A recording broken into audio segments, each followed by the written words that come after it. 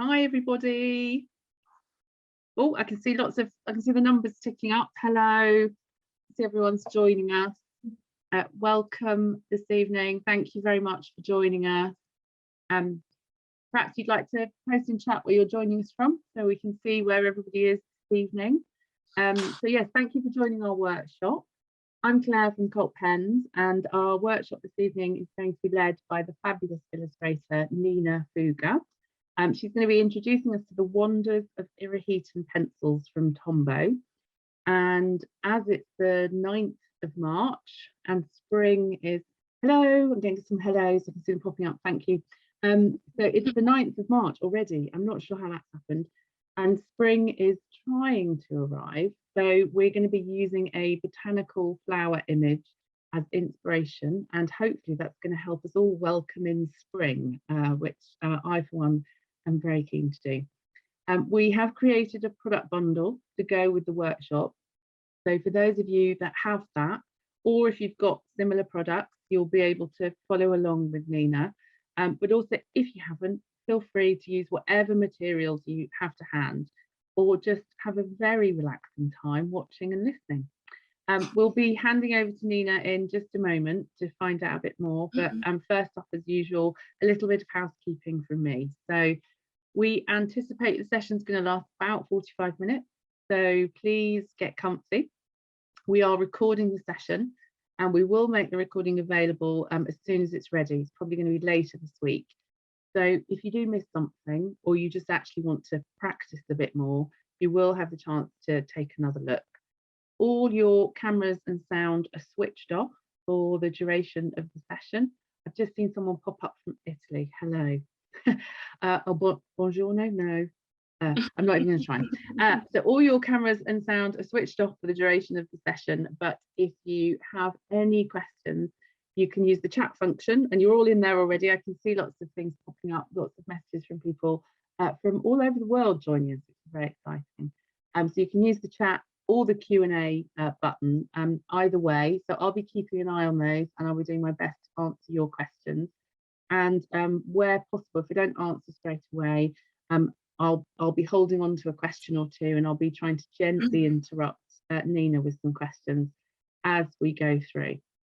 So without further ado, Nina, if you are ready, I'm going to hand over to you. So perhaps you'd like to start by giving us all a little introduction to you and where your passion for illustration comes from. Hello everyone, a pleasure being here with you and showing you some tips on how to create some beautiful botanical images. Nature and flowers have always been a huge inspiration for me. I'm an illustrator currently based in Hastings, and I work across a number of disciplines, from book illustration to set design. I guess what defines my practice is using a lot of different materials and techniques, as I really love the challenge of learning new ways of creating and making images. And today I'm going to show you how to create a botanical image of a beautiful spring vase filled with flowers. And I would like to talk a little bit about the pencils we're going to use today. The famous Claire Iro pencils. So well, the Irojiten, I say, but we're going to perhaps just go with Iro, so we don't have to keep really thinking about the pronunciation for the whole session. Iro. So what I love about these pencils, which I hope you all have in front of you, I've actually arranged them all in a sort of starting from the lighter shade to kind of the darker shade, just because I really liked the way they look on my desk. I think that they are like really soft, but at the same time, like they allow you to create like really precise lines. So it's like a perfect compromise, I think. And I really love the fact that the body of the pencil is white and like the back of the pencils is colored. I don't know, I just love to pick them and choose them as I go, and I think that's really helpful. The fact that they're not all one color.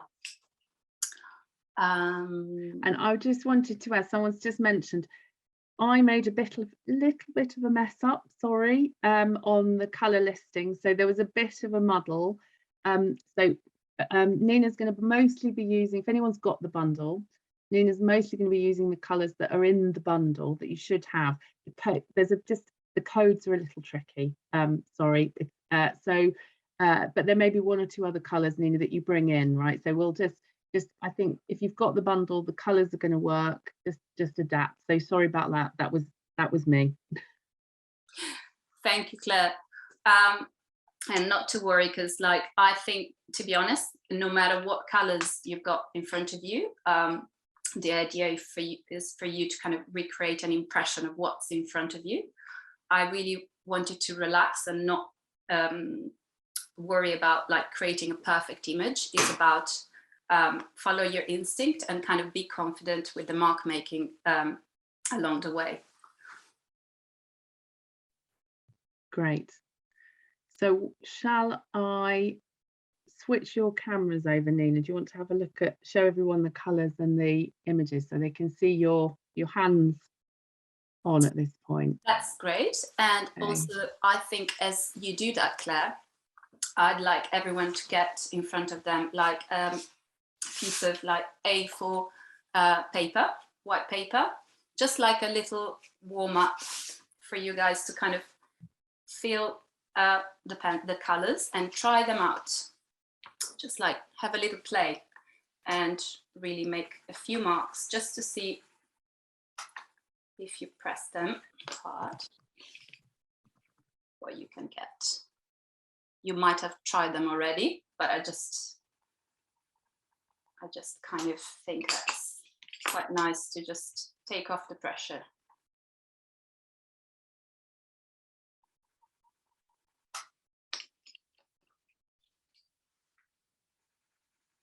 So I'm gonna switch this off.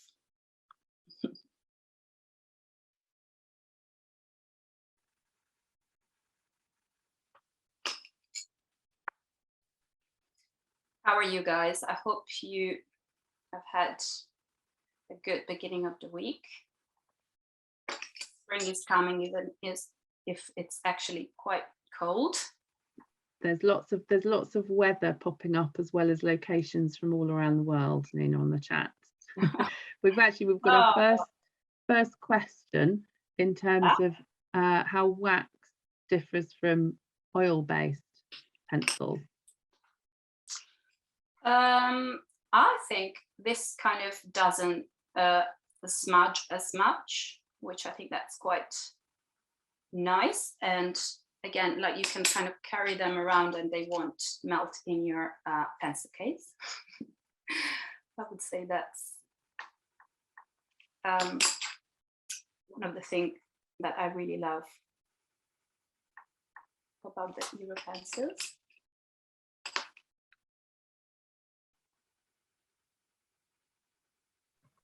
And do you find there's a difference in the vibrancy? I'm just looking at the colours as you're laying them down, and they look fantastic. They do, don't they? And I really like them. Like also, I would like you guys to do this and try and combine contrasting colors, contrasting shades when you're drawing your flowers.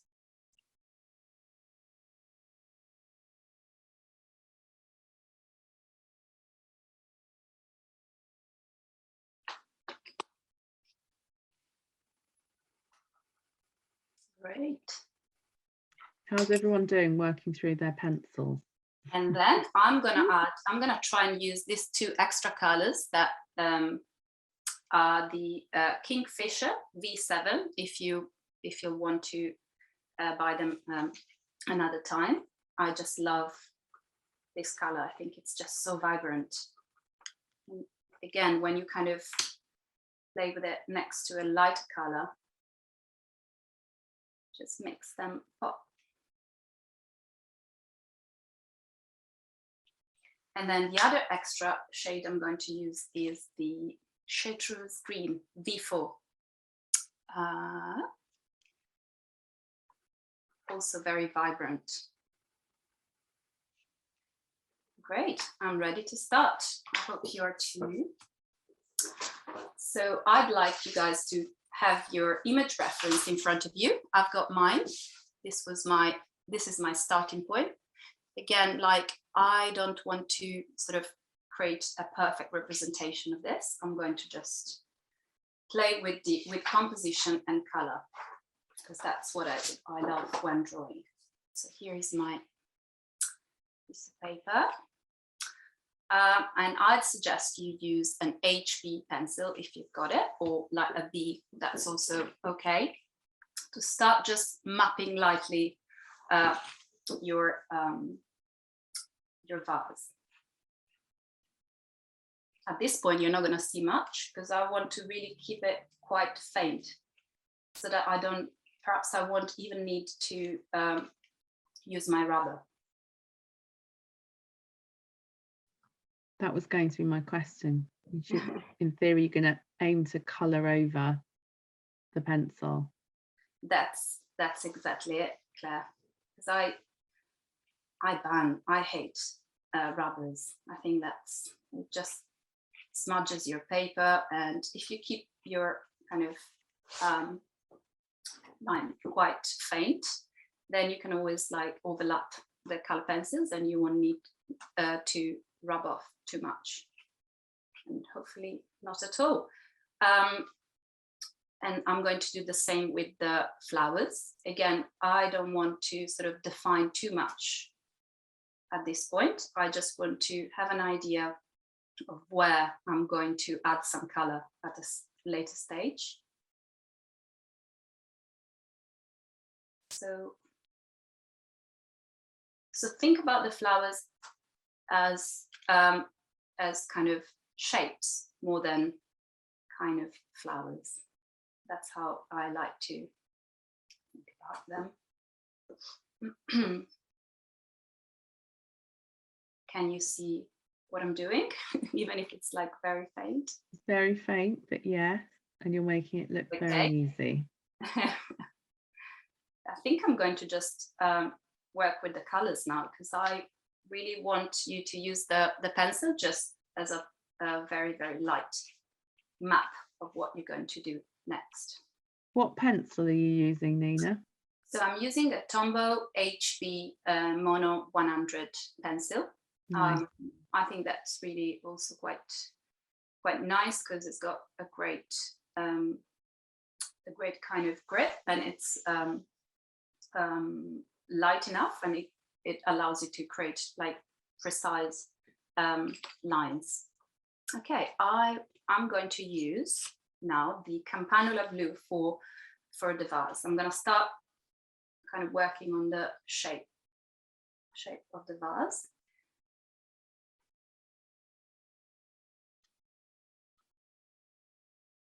And I'd like you guys to try and keep your lines open. I don't like when, what I mean by lines open, I mean, try not to kind of create like a very defined close line. Yeah, that has its charm, but I like you to kind of sort of create a little hint, if that makes sense. Okay, can you still see what I'm doing?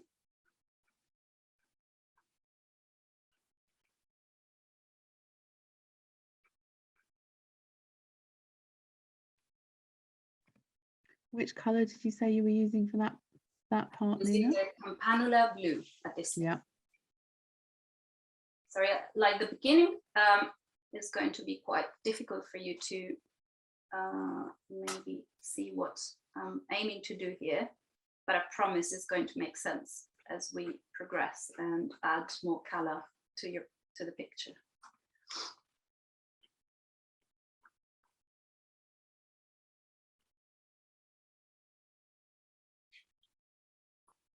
Don't worry if like the proportions of your vase aren't perfect.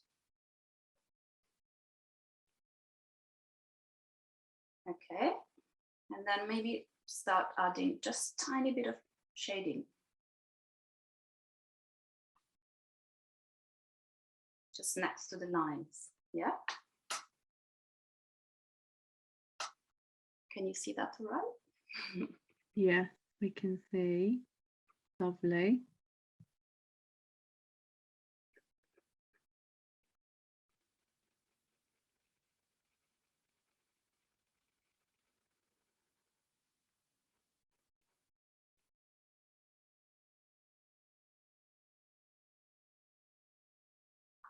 I always get carried away when using just one color as well, because like I feel it's just it can say a lot just by working with line and shading. You really can. You're making that look very simple, and it's very effective. Yeah. I'm trying to have a little go. It's not looking quite as good as yours. We've had another question about how do you know where to go next in your drawing? So I guess, how do you think about the composition and the order in which to do things? That's a good question. I think that's just a mixture of intuition, and I guess, like, to me, it's very important to leave a lot of space around whatever I create and try not to add too much at the start, because I can always go back to it and add more at a later stage. So I would say just keep your image in constant movement as you work, rather than just like be too perfectionist and try to finish each element straight away. But that just works for me. Okay, so following your question, I'm going to kind of leave the vase for now and just like now work a little bit on the flowers.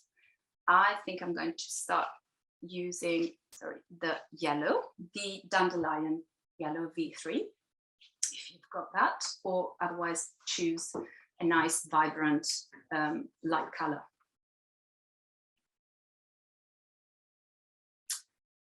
And I don't want to be too precise with the flowers either, because to start with, I'd like to create sort of like a little bit of balance in my picture and add a bit of this yellow throughout. I'm a little bit in love with the yellow, I have to say. It's very, very vibrant. Oh, this is just the beginning, Claire. Love it. So then, yeah, I'm almost like, I kind of keep like glimpsing my image, but I kind of mix a bit of my imagination, a bit of my memory of flowers, and I keep on kind of looking at it, looking at the picture every now and then.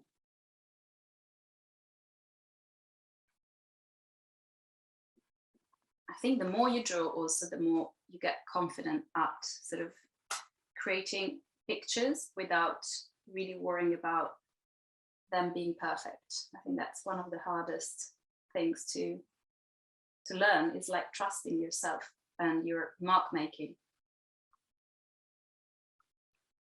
Okay, I'm going to now, hold on, I'm going to do another one a little bit bigger, because I'd like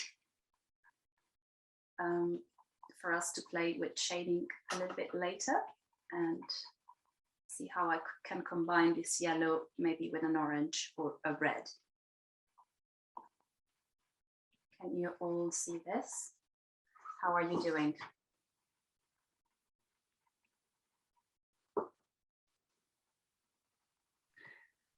I don't know if this is a clue to how people are doing, but I've had a question about, what do you do if you think you've made a mistake? Okay, I think you carry on, because I don't think you should think about this as an exercise that needs to be sort of, you need to create something that is perfect. I think you should carry on and see what happens at the end of the session. And then maybe you can just go back to it and create, have another go, creating another image, but don't don't kind of start like worrying about what you're making is not perfect, because that's really paralyzing. Okay, I'm going to use now the tangerine orange, another really lovely bright color here.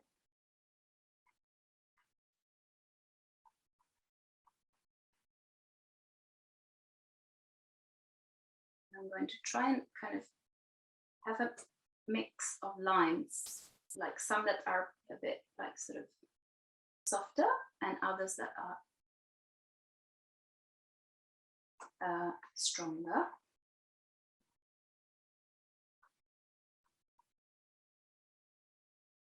Hope you can all see that. I think slowly the picture is gaining some authority and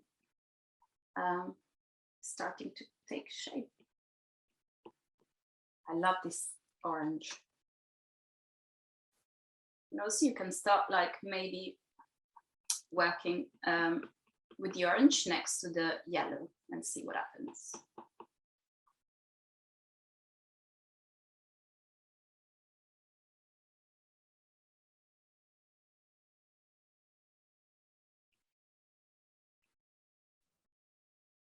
And what paper are you using, Nina? Are you using anything in particular? Do you have a favorite, something you always go back to? So I'm using a heavyweight cartridge paper. I actually have a lot of different favorite type of paper, but like for today, I wanted to use something that everyone might have at home, something that was kind of quite, that doesn't have a lot of texture, but has a nice color as well. It's not too white, it's not too yellow. So it's kind of, I love. Safe option. Pardon? A safe option. Yes. Yeah, lovely. Okay, shall we try another color? I think we should. I am going to now use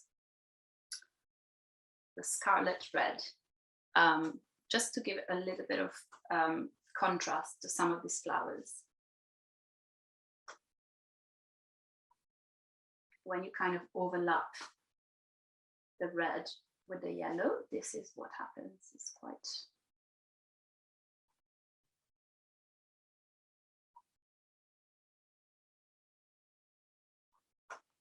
When drawing flowers, I always go for contrast. And sometimes I also ignore the realistic colors I've got in front of me, and I kind of make up new flowers. Nice. I think you can cheat the seasons a little bit by doing that. Yeah. Which we probably need to a little bit at this time of year. And can you blend? I'm just looking at the way that colour's going down on top of the yellow. You can blend, yes. Yeah.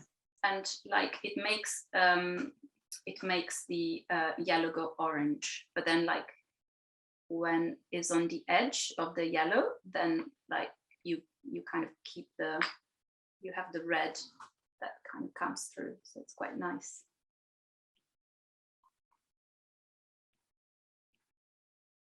Can you all see okay? Okay, I'm going to... Sorry, I'm working also kind of quite fast because I like gesture. I really like the quality of the line when it's not too precious and you're like sort of working quickly through your picture. Okay, so I'd like to now add a little bit of pink, and I'm going to use this orchid pink next.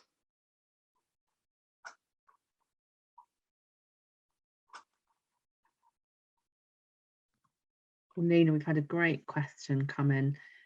Someone's asking about the colour extensions that have been added to the range, and whether you... Yeah. Sorry. Sorry, Claire, you were saying? Sorry. What do you think of the colour extensions that have been added, and whether you think there are any colours missing. You mean like the 2 colors that I've added to the bundle? No, I think the question's about the full range. Okay. We've got 100 colours, and I think there were 19. I think there's 10 extension colours been added recently, and just whether you think that there are any colours missing, or I guess if you could pick a colour to add, what colour would you add? Ooh. To be honest, I actually like to use limited color palette, and I think the Iro range offers such a kind of great range of colors, so I wouldn't be able to tell you exactly what colors I think they could be added, because also I love that by mixing them together you can create new shades, so in a way you can create your own colors by mixing and matching. Hope that. Yeah, I'm just wondering if the person who asked the question has the full range, or whether they think there's any colours missing. I'll update you. Yes, please. And then, okay. I'm going to now use my favorite color of this bundle, which is the Crimson D1. I just love how sort of strong and vibrant this is. Can you all see it? Yes. When you kind of blending it in with the orange and the scarlet, it kind of makes the flower shape, the petal shapes pop out in a beautiful way, I think.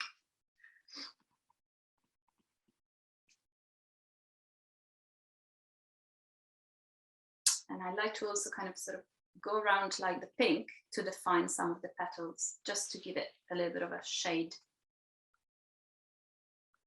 Have the petals to pop out a bit from the picture. That's brilliant.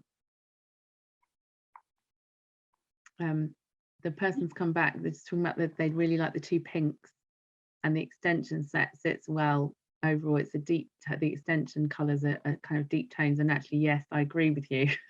The lady that's posted that, they sit really nicely together. Oh. And how much pressure are you applying? So, and what difference does that make, I guess, to the, I can see you doing a bit of shading. That's a brilliant question. Thank you, Claire. I'm going to kind of show you, actually, this is a better. So say if we're going to create something like that, like a very simple flowery shape. That's by pressing quite hard, but then you can create the same thing, keeping it quite light. And I think you can see the difference. You almost create 2 colors. It's almost like a pink and a red.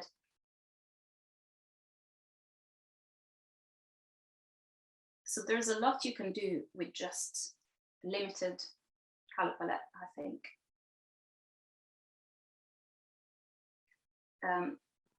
Just by sort of varying your pressure, the pressure you're using on the paper.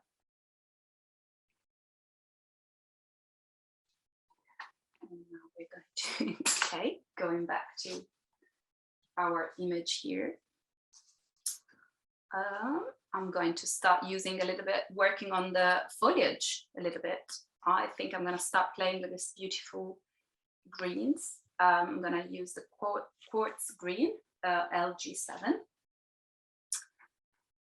Again, it's not like, I'm not going to really look at where the leaves are in the picture necessarily. I'm going to make them up just from memory a little bit. And because I've been looking at the picture throughout, even if not like constantly.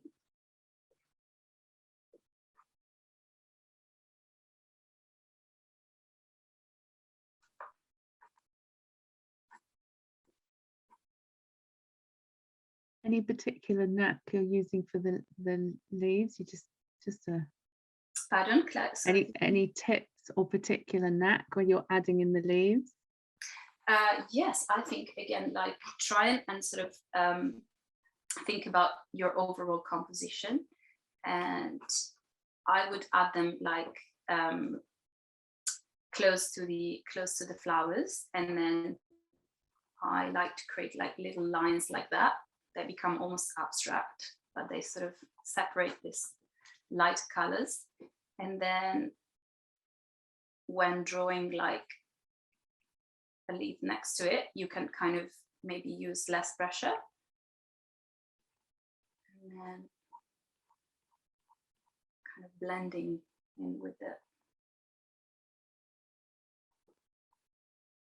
can you see that?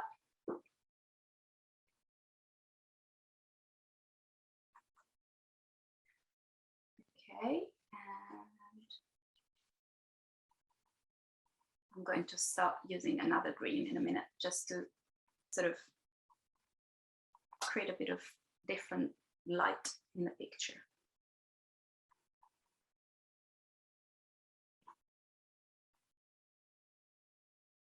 How are you doing, Claire? Are you creating an image as well?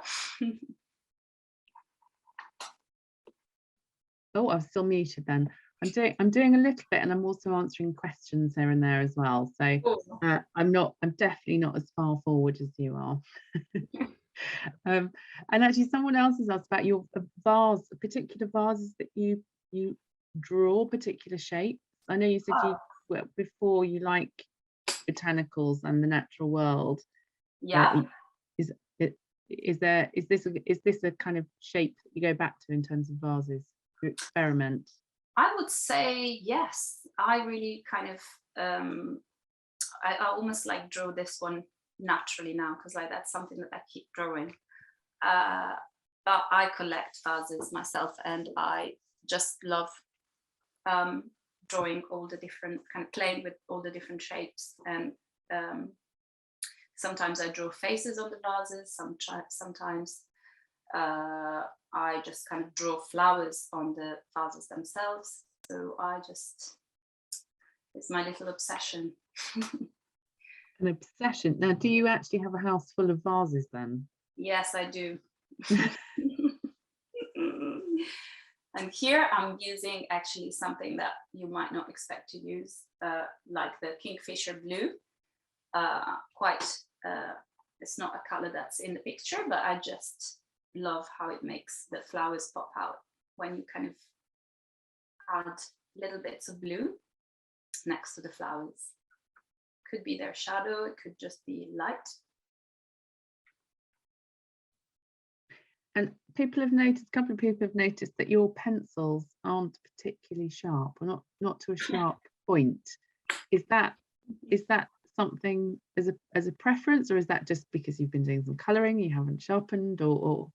No, actually, it's a good observation. I don't like them too sharpened, because they make me scared when they're too sharpened. So I like to keep them. Good use of scared. I like that. Yeah. Yeah. So I like to kind of have them at this sort of point where you can sort of be precise, but at the same time you can color in. I guess you have the option.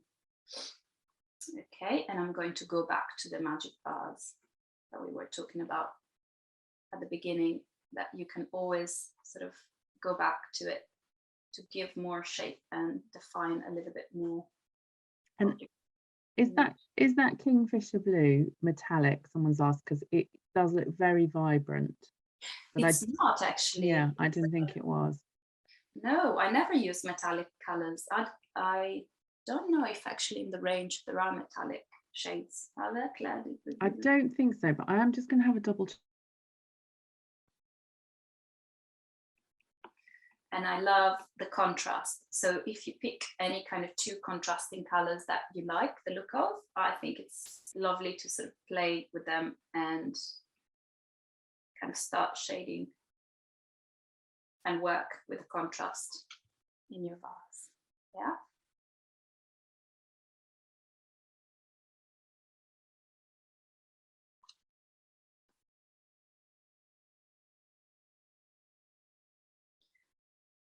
Okay, a little bit now. I'd like to think about where this vase is, and I'd like you guys to think about where your vase is. So I don't like to add too much of a sense of place in my images, but I like give it a little bit of an idea that it's actually not floating, but it's standing on something. So I'm going to create a line. Again, not pressing too hard on the paper. And then I'm going to use a color that we haven't actually tried just yet, and it's the apricot P12. Just to sort of have the vase to pop out from the image. If I sort of start shading in, creating almost like a flat surface. Can you see that? Yes, lovely. We're nearly done. It's very simple. Again, you're making it look very simple. I know, and I know it isn't from my No, it definitely isn't. So again, because like I really love keeping a little bit of color in every sort of part of the image. I'm going to add a bit of the apricot also on this shades on the vase.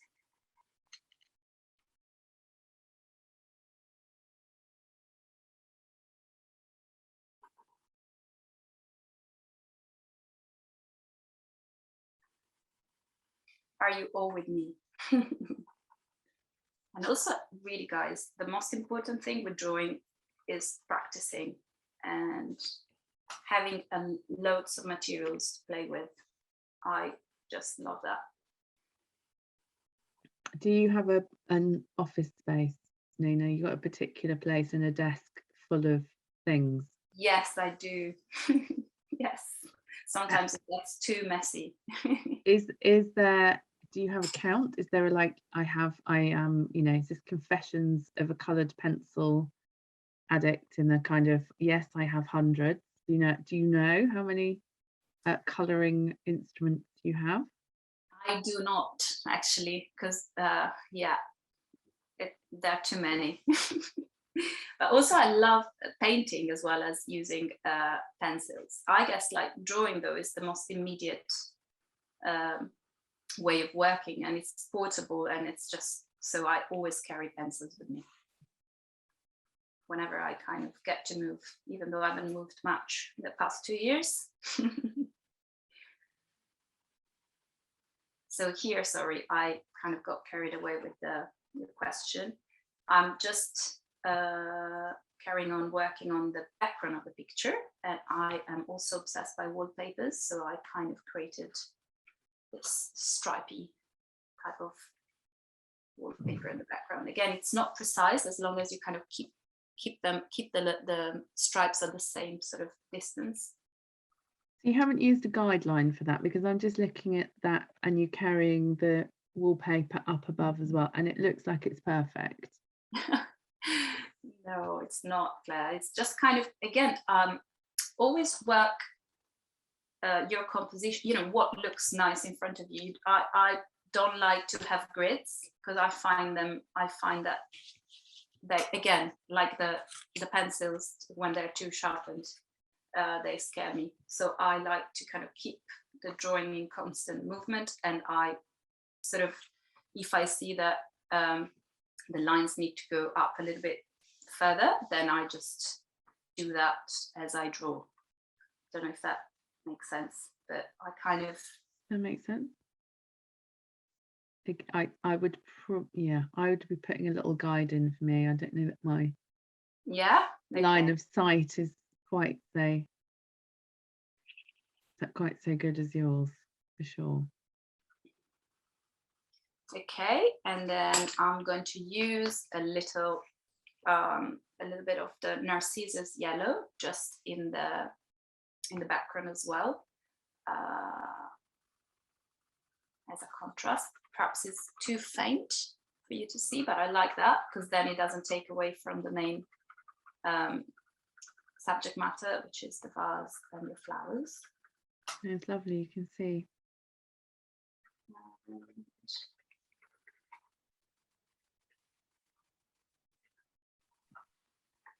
Have you done any wallpaper design, Nina? Just hearing you say you're a wallpaper fan. I do a lot of murals. So I, like before the pandemic, in like shops and bars and houses. So it's, I guess it's not quite wallpaper, but it's still working at a large scale and thinking about patterns and thinking about marrying drawings and sort of objects and furniture.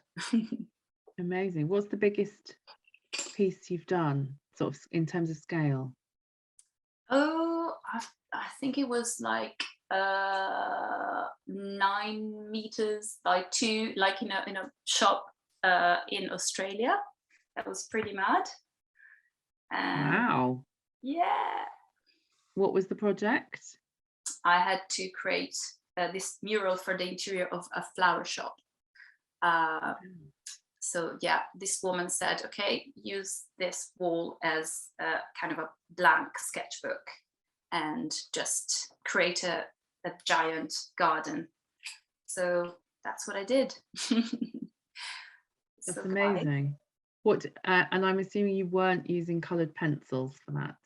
No, I was using acrylic paint, and I decided to just use actually a black line, so that like it would have been it would have worked with anything that they would have put in the shop. So it's kind of, it would have been so overwhelming having a drawing in the background. So I kept it a black line, and then the shop got filled with flowers and plants. Fabulous. Okay, so I think this is finished. Another important thing, guys, is don't overwork your drawings. And if you're not happy with what you've created, just create a new image and start again. Don't be too judgmental with yourself, because it's like it should be an enjoyable and playful activity, constantly kind of evolving and transforming. And I find all drawings beautiful. And where is your, so you were talking about nature and botanicals before we joined the call. Where's your favorite place to draw? It's actually the botanical gardens in Portugal, in Lisbon. I really love that place. Excellent. I don't know if anyone's been, anyone on the chat. I did see someone pop up to say they're from Portugal. So there's a destination from as we all start traveling again. Amazing. But that's why I always try and surround myself with plants at home. When I cannot move, I find it's just they're just something beautiful to look at, and I always tend to kind of have a sketchbook with me and start drawing a new plant I bought, a bunch of flowers I have like on my hence table. Lots of vases at home. Yes. Lovely.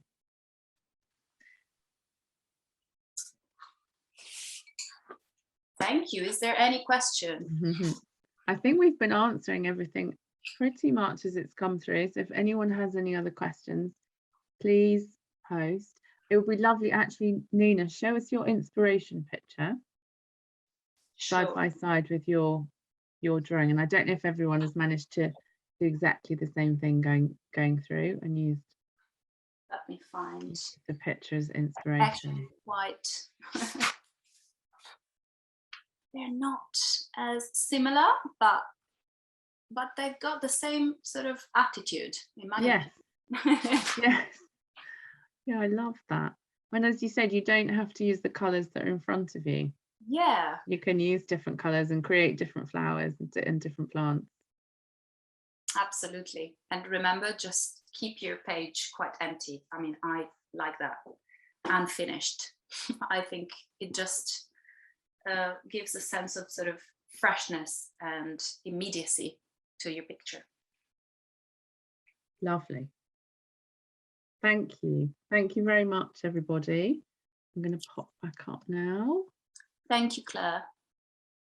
And thank you, everyone. And guys, if you like, I usually, when I do kind of live workshops in real places, I love to have a look at what people have created at the end of the workshop. So if you want to send your images via Instagram, please do so. I'd love to see them.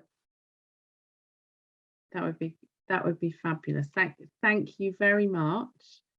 I'm sort of feeling more spring-like now on this damp and dark evening. So thank you very much, Nina. I'm also going to quote you on something you said. I might slightly misquote you, but it was along the lines of, don't worry if you make a mistake, because that's paralyzing. Just carry on, which I absolutely love. I think that's a good motto for life. And as Nina said, we would love to see all your creations. So if you have been having a go creating along with Nina this evening, then please be proud of what you've created and share them with us on social media. You can share them with Cult Pens. There's a hashtag Cult Pens Creative, and just find us on social. You can also find Nina, I think preferred channel is Instagram for Nina. Just search for Nina Fuga. And as I mentioned, we have recorded the session. So if you missed anything, you'll be able to go over this again. If you want to recap, take some time to draw another one, then we will be sharing the recording in the next few days on our social channels, probably in the newsletter as well. So for now, this is the end of the session. So we'll be closing the webinar shortly. Oh, someone's just asked if the Instagram tag is Nina Fuga, NinaFuga. So if you search for that, you'll find Nina straight away. So we'll hang on here in just for another couple of minutes. I'll just make sure I've answered all your questions. And thank you so much, Nina, again, for sharing your expertise and your time with us. Thanks to everyone for joining us. We have got some more workshops coming up, so I hope to see you all really soon. Have an amazing evening. Thank you.